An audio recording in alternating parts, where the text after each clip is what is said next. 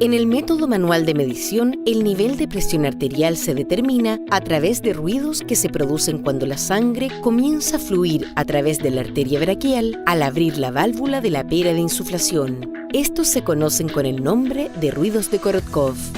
A medida que la presión del manguito va disminuyendo, las características de los ruidos van cambiando hasta que desaparecen cuando la presión ejercida por el manguito es menor a la presión dentro de la arteria.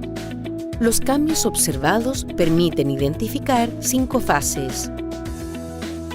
Al abrir la válvula de insuflación desde el nivel máximo, se debe poner atención a los 2 primeros ruidos audibles.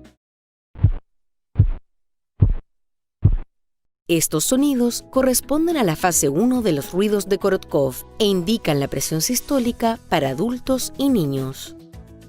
En la fase 2, los sonidos son acompañados de un tipo de murmullo.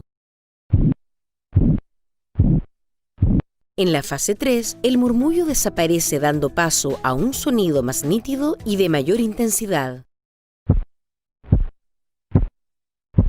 La fase 4 va acompañada de un claro ensordecimiento del ruido,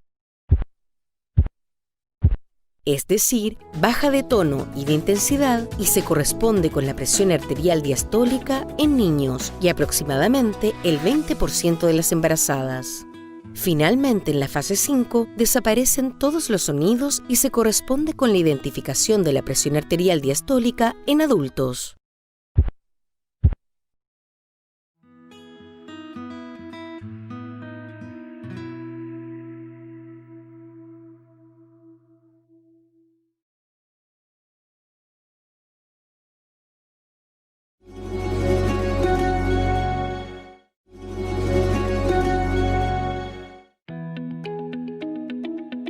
En el método manual de medición, el nivel de presión arterial se determina a través de ruidos que se producen cuando la sangre comienza a fluir a través de la arteria braquial al abrir la válvula de la pera de insuflación. Estos se conocen con el nombre de ruidos de Korotkov.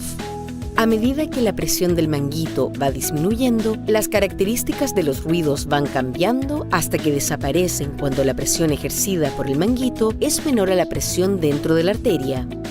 Los cambios observados permiten identificar 5 fases. Al abrir la válvula de insuflación desde el nivel máximo, se debe poner atención a los 2 primeros ruidos audibles. Estos sonidos corresponden a la fase 1 de los ruidos de Korotkov e indican la presión sistólica para adultos y niños. En la fase 2, los sonidos son acompañados de un tipo de murmullo.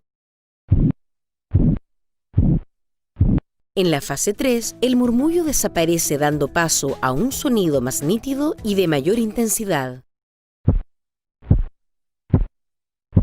La fase 4 va acompañada de un claro ensordecimiento del ruido,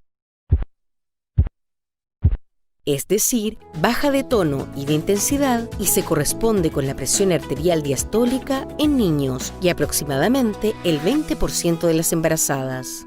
Finalmente, en la fase 5, desaparecen todos los sonidos y se corresponde con la identificación de la presión arterial diastólica en adultos.